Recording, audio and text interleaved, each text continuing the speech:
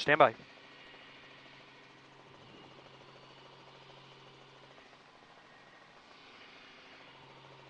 Well, we just witnessed, is that a couple of cars, Phil, I think, involved? We had just witnessed a couple of cars involved here at the Overland Parkway, the ramp from southbound I-35 to the Overland Parkway.